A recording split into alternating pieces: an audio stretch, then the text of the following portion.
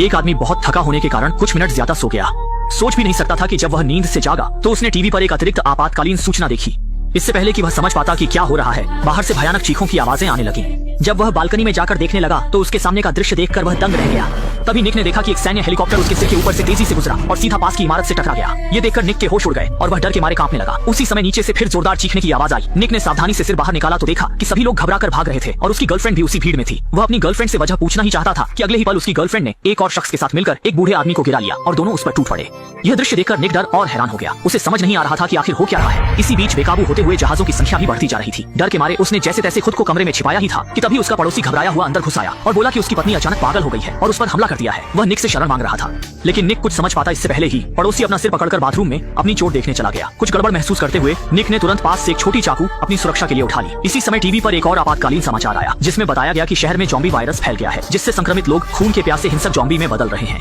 इसी दौरान बाथरूम से बाहर आए पड़ोसी ने भी यह खबर देखी और जोर देकर कहा कि वह संक्रमित नहीं है, लेकिन कुछ ही पलों में उसकी आंखें लाल होने लगी, जो साफ तौर पर ज़ॉम्बी बनने का संकेत था। अच्छा यह रहा कि पड़ोसी में अभी थोड़ी समझदारी बची थी। अपनी सुरक्षा के लिए निक को उसे चाकू दिखाकर बाहर जाने के लिए मजबूर करना पड़ा। मजबूरी में पड़ोसी को वहाँ से जाना पड़ा।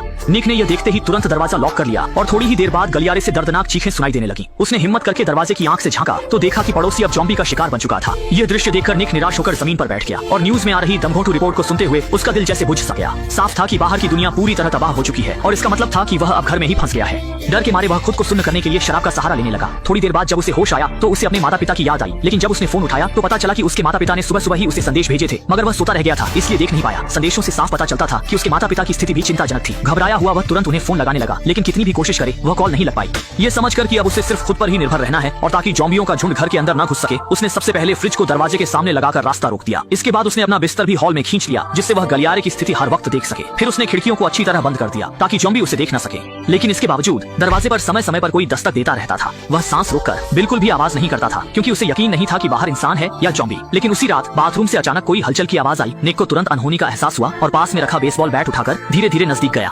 अगले ही पल एक ज़ॉम्बी वेंटिलेशन पाइप से अंदर घुस आया। निक तुरंत एक कोने में छिप गया। थोड़ी देर बाद ज़ॉम्बी सुस्त चाल से लिविंग रूम में चला गया। यह देखकर निक ने पहले हमला करने का फैसला किया। चुपके से उसके पीछे जाकर जोर से डंडा मारा।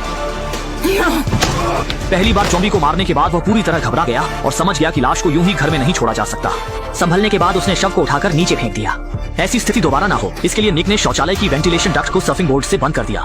जल्द ही निक 3 दिन और 3 रातों से घर में फंसा रहा। इन दिनों वह हर कदम बहुत संभल कर रख रहा था। उसका दिमाग पूरी तरह सतर्क था और वह जरा भी डील देने की हिम्मत नहीं कर रहा था। लेकिन उसे केवल ज़ॉम्बी से ही नहीं बल्कि मानसिक पीड़ा से भी जूझना था।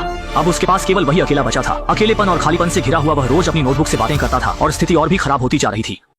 निक यह देखकर पूरी तरह से टूट गया। आखिरकार इसी दिन उसके मोबाइल में पहली बार सिग्नल आया और उसने एक वॉइस मैसेज भी सफलतापूर्वक प्राप्त किया। लेकिन जिस बात की उसने कभी कल्पना नहीं की थी वह थी कि यह उसके माता पिता का अंतिम संदेश था। उनका क्षेत्र पूरी तरह से ज़ॉम्बी के कब्जे में था और उसके माता पिता के बचने की संभावना बहुत कम थी। ये सोचकर कि उसके माता पिता इस तरह उसे छोड़कर चले गए, निक दुख से टूट गया। गुस्से से भरा हुआ उसने बेसबॉल बैट उठाया। वह ज़ॉम्बी से लड़ने के लिए तैयार था, लेकिन जैसे ही वह बाहर निकला उसने देखा कि जमीन पर एक ज़ॉम्बी पड़ा हुआ था। जब वह मारने वाला था उसने देखा कि यह उसका वही पुराना पड़ोसी था जो अभी पूरी तरह ज़ॉम्बी नहीं बना था। लेकिन तभी ज़ॉम्बियों का एक झुंड उसकी ओर दौड़ पड़ा, जिससे निक डर के मारे तुरंत अपने घर के अंदर भाग गया। इस घटना के बाद निक फिर कभी अपने घर से बाहर नहीं निकला। जब वह अपने डर को कम करने के लिए सिगरेट जलाने वाला था तभी घर की बत्तियां अचानक बंद हो गईं। वह चेहरे पर हैरानी लेकर बाहर देखने लगा और देखा कि शहर की बिजली व्यवस्था पूरी तरह से ठप हो गई है और यही अंतिम झटका साबित हुआ। अब और जीने की इच्छा न रखते हुए अगले दिन उसने खिड़कियों के पर्दे हटा दिए और फांसी लगाकर अपनी जान लेने का फैसला किया। लेकिन जैसे ही वह मौत का इंतजार कर रहा था उसने अचानक देखा कि सामने की इमारत में एक सुंदर महिला जीवित थी। आजकल जब बाहर हर जगह ज़ॉम्बी थे, एक जीवित व्यक्ति को देखना कितना दुर्लभ था और वह भी एक खूबसूरत महिला। इससे निक को जीने की इच्छा मिली और उसने तुरंत रस्सी से खुद को मुक्त किया और खिड़की के पास पहुंचा। सामने जीवंत सुनहरे बालों वाली खूबसूरत महिला को देखकर निक अपनी आंखों पर विश्वास ही नहीं कर पाया। जब उसने देखा कि सामने वाली ने पर्दे खींच दिए तब उसे एहसास हुआ कि वह ज़ॉम्बी नहीं बल्कि एक असली सामान्य इंसान थी। इसलिए उसने तुरंत अपने बाल स्टाइल किए जिससे सामने वाली महिला का ध्यान आकर्षित हुआ। चूंकि इस समय नीचे पूरी तरह ज़ॉम्बी थे, नीचे के ज़ॉम्बी समूह को परेशान न करने के लिए दोनों को लिखकर बातचीत करनी पड़ी। बातचीत के दौरान निक को पता चला कि महिला का नाम लिसा था और वह भी अकेली अपने घर में फंसी हुई थी। जब उसे पता चला कि लिसा के पास पानी नहीं है, निक ने तुरंत कहा कि यह जिम्मेदारी उसकी है। रात में जब बाहर मूसलाधार बारिश हुई, निक ने सभी बर्तन बाहर रखे पानी इकट्ठा करने के लिए और खुद को पूरी तरह से नंगा करके बारिश के पानी से नहाया, यहाँ तक कि अपनी दाढ़ी भी साफ कर दी। अगले दिन अपने सबसे अच्छे कपड़े पहनकर वह बालकनी पर आया और लिसा की बालकनी की ओर एक रस्सी फेंकी। फिर रस्सी के सहारे 2 बोतल पानी लिसा को भेजा। हालांकि दोनों सावधान थे, फिर भी एक ज़ॉम्बी ने उन्हें देख लिया। वह बिना कुछ सोचे समझे तुरंत दीवारों पर चढ़ने लगा और लिसा की ओर चढ़ गया।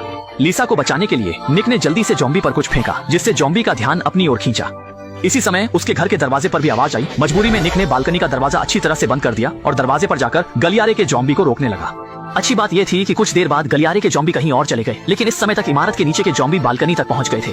निक ने जल्दी से बेसबॉल बैट उठाया, लेकिन अगले ही पल ज़ॉम्बी ने उसे धक्का देकर बेहोश कर दिया। इस मौके का फायदा उठाकर निक ने बाहर निकलकर उसे बुरी तरह से मार डाला। इस घटना के बाद निक को एहसास हुआ कि इस तरह से वह जरूर मर जाएगा। उसे और सामान ढूंढना होगा और फिर लिसा से मिलना होगा। ये सोचते ही निक तुरंत काम पर लग गया। उसने दबे पांव दरवाजा खोला। अच्छी बात यह थी कि गलियारे में कोई नहीं था, सिर्फ उसका काफी समय पहले मरा हुआ पड़ोसी जमीन पर पड़ा था। इसलिए उसने जल्दी से पड़ोसी की जेब से चाबी निकाली, लेकिन तभी आवाज सुनकर ज़ॉम्बी का झुंड फिर से आ गया। जल्दबाजी में वह जल्दी से जमीन पर लेट गया और मरने का नाटक करने लगा, जिससे ज़ॉम्बी धोखा खा गए। जब तक वे समझ पाते, निक पड़ोसी के घर में घुस चुका था और वहाँ सामान खोजने लगा। शुरू कर दी, हर उपयोगी चीज को अपने पास रख लिया।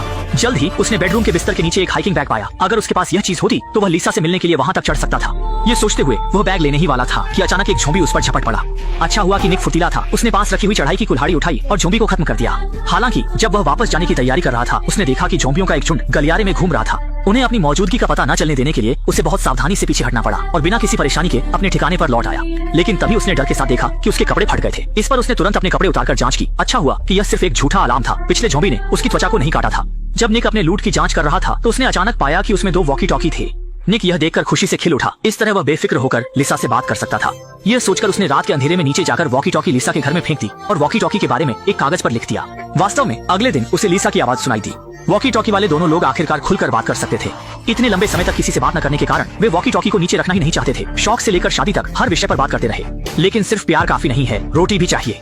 चूंकि इस समय घर में खाना और गोला बारूद खत्म हो गया था, कुछ खाने के लिए निक ने बाथरूम के वेंटिलेशन डक्ट पर नजर डाली। हालांकि यहाँ की गंध थोड़ी तेज थी, लेकिन यह गलियारे से कहीं अधिक सुरक्षित था। जल्द ही निक ने बिना सोचे समझे एक कमरा चुना और उसमें कूद गया।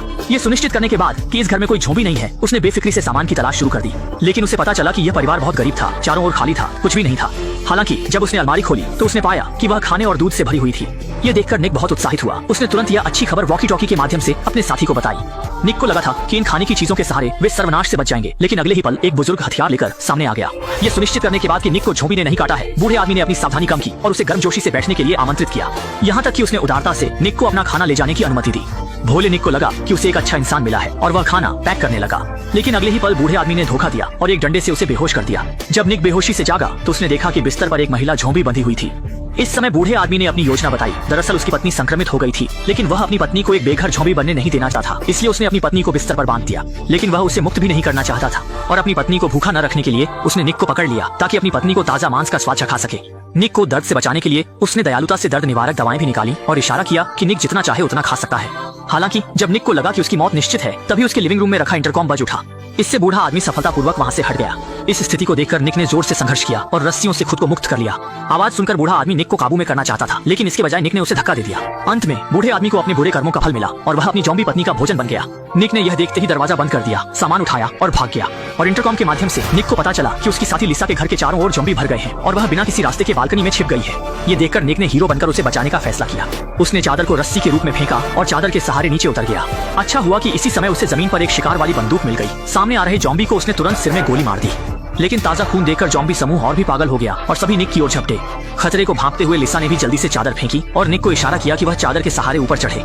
निक भी फुर्तीला था और जल्द ही चादर के सहारे महिला के नीचे की मंजिल तक पहुंच गया। देखते ही देखते ज़ॉम्बी भी पीछे पीछे आ गए। उसने तुरंत अपनी छोटी छुरी निकाली और बची हुई चादर को काट दिया, जिससे ज़ॉम्बी नीचे गिर गए। इसी बीच लिसा के घर में ज़ॉम्बी की संख्या बढ़ती जा रही थी और उसे एहसास हुआ कि जल्द ही वह भी हार जाएगी। अंतिम प्रयास में उसने एक जोखिम उठाया और चादर के सहारे नीचे उतरी।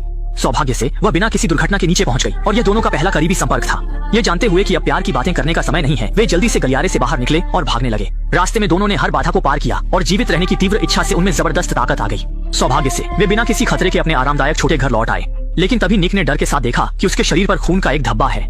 ये सोचकर कि शायद उसे काट लिया गया है और लिसा को परेशानी में नहीं डालना चाहते हुए वह तुरंत बालकनी पर खड़ा हो गया। अगर वह संक्रमित हो गया तो वह तुरंत बालकनी से कूद जाएगा। लेकिन जब उसने अपने कपड़े उतारे तो उसने आश्चर्य से देखा कि उसका शरीर बिल्कुल ठीक था और वह खून सिर्फ ज़ॉम्बी का था। दोनों ने भी राहत की सांस ली। दरवाजे पर टक्कर की आवाज सुनकर उन्होंने मिलकर अपने शरीर से दरवाजे को रोका। सौभाग्य से कुछ ही देर में बाहर के ज़ॉम्बी ने हार मान ली और टक्कर मारना बंद कर दिया।